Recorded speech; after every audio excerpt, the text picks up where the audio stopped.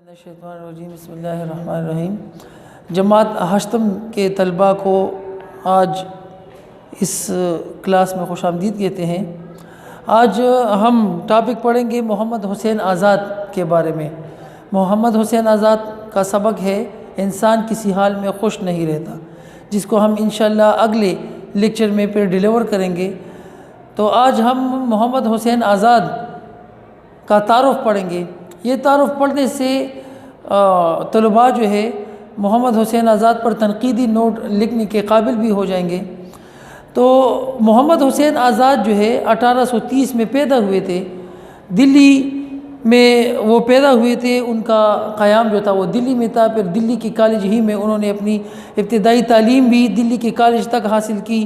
اس کے بعد 1857 کی جنگ آزادی کے بعد وہ لوگ پاکستان شفٹ ہو گئے۔ ان کے والد صاحب کو انگریزوں نے گرفتار کر کے ان کو شہید کر دیا تھا، اور ان کے بعد جو ہے آزاد صاحب چھپتے چھپاتے لاہور پہنچ گئے۔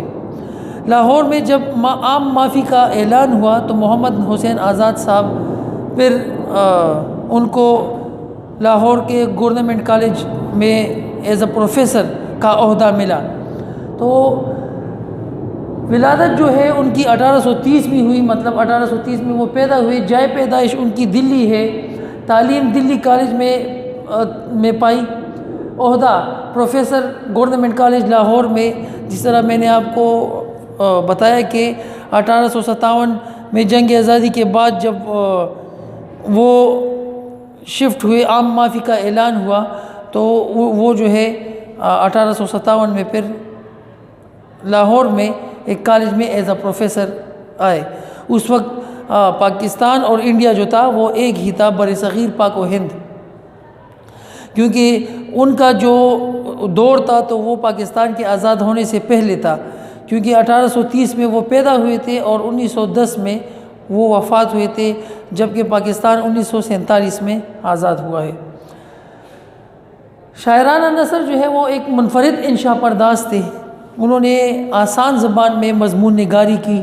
اس کے علاوہ ان کی بہت ساری تصانیف ہے، جس میں کچھ آب حیات ہیں، رنگ خیال ہے، قصص الہند ہے، مطلب ہند پر انہوں نے بہت سارے قصے لکھے ہیں، ٹھیک ہے۔ ان کو شمس العلماء کا خطاب بھی ملا۔ شمس العلماء کا مطلب ہے یعنی بہت بڑے عالم، سب سے بڑے عالم یا بہت بڑے عالم، ٹھیک ہے۔ وفات ان کی 1910 میں ہوئی۔ تو طلباء سے گزارش ہے کہ وہ اپنی کتابیں کھول لیں۔ محمد حسین آزاد دلی میں پیدا ہوئے۔ ان کے والد کا نام مولوی باقر علی تھا۔ وہ اپنے دور کے بہت بڑے عالم تھے اور دلی سے اردو اخبار نکالتے تھے۔ محمد حسین آزاد کے والد صاحب جو تھے تو وہ دلی میں اردو اخبار نکالتے تھے۔ آزاد نے دلی کالج میں تعلیم پائی۔ شاعری میں شیخ ابراہیم ذوق سے اصلاح لی۔ 1857 کے ہنگامے میں ان کا گھر بار لٹ گیا۔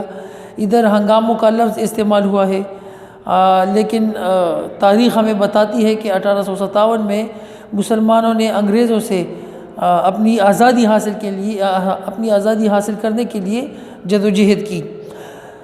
ان کے والد کو انگریزوں نے موت کی سزا دی۔ آزاد چھپتے چھپاتے لاہور پہنچ گئے۔ جب عام معافی کا اعلان ہو گیا تو انہیں محکمہ تعلیم میں ملازمت مل گئی۔ گورنمنٹ کالج لاہور میں پروفیسر رہے۔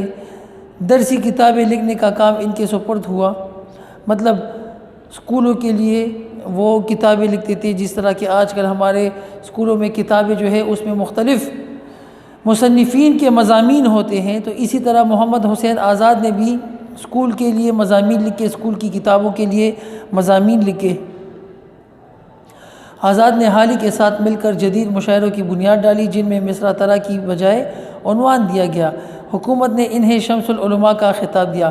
مصرع طرح کا مطلب ہے یعنی وہ مصرع جو بحر اور ردیف اور قافیے کے بنانے کے لیے نمونے کے طور پر استعمال ہو۔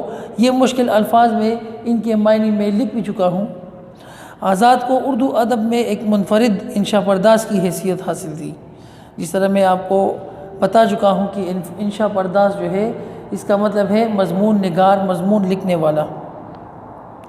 انہوں نے جس وقت نثر لکھنی شروع کی اس وقت ان کے سامنے نثر کے 2 نمونے تھے، جس میں ایک طرف پرتکلف اور مشکل عبارتوں والی قدیم نثر تھی جو کہ ان کے دور سے پہلے سے آ رہی تھی، تو وہ ایک نثر تھی، اور دوسری طرف غالب اور سر سید کی سلیس اور سادہ نثر تھی جس میں مقصدیت کو بنیادی حیثیت حاصل تھی۔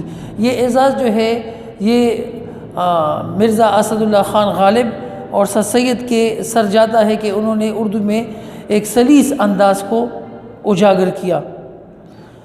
وہ دوسری طرف غالب آزاد نے ان دونوں نمونوں سے فائدہ اٹھاتے ہوئے اپنے لیے ایک نئی راہ نکالی۔ انہوں نے پرانی اور نئی نثر کے اسالیب کو ملا کر ایک نئے انداز کی بنیاد رکھی۔ انہیں اپنی شاعرانہ نثر کی وجہ سے بڑی شہرت ملی۔ اسالیب جو ہے اسلوب کی جمع ہے، یہ بھی میں مشکل الفاظ میں لکھ چکا ہوں، اور اسلوب کا مطلب ہے یعنی طریقہ یا طرز۔ آزاد نے تنقید، تاریخ اور خیالی موضوعات پر بھی قلم اٹھایا، مگر ہر جگہ اس کا اسلوب بیان کی رنگینی، الفاظ کی شوکت اور سلاست کا خوبصورت امتزاج ہے۔ مطلب ان کے مضامین میں ہمیں الفاظ کا ایک خوبصورت امتزاج ملتا ہے۔ امتزاج جو ہے وہ ملاوٹ کو کہتے ہیں۔ تو انہوں نے جتنے بھی مضامین لکھے اس میں انہوں نے الفاظ کی خوبصورتی کو بہت زبردست اور آسان طریقے سے اجاگر کیا۔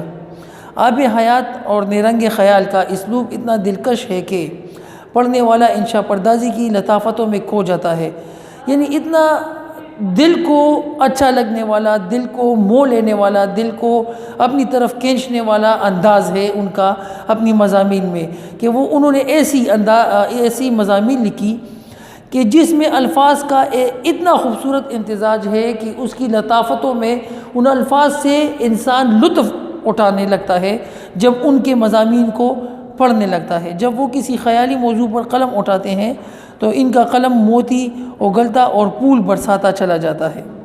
آزاد الفاظ کے جادوگر ہے، وہ لمبے لمبے فقرے لکھنے سے گریز کرتے ہیں۔ ان کی اہم تصانیف یہ ہے: آب حیات، دربار اکبری، نیرنگ خیال، سخندان فارس، نگارستان فارس اور قصص ہند یعنی ہندوستان کے قصے۔ تو امید ہے کہ طلباء کو سمجھ آ گئی ہوگی اور طلباء اس قابل بھی ہوں گے کہ وہ محمد حسین آزاد پر ایک تنقیدی نوٹ لکھ سکیں گے۔ تو گھر کے کام کے حوالے سے آپ محمد حسین آزاد پر خود ایک تنقیدی نوٹ لکھ کر لائے۔ والسلام۔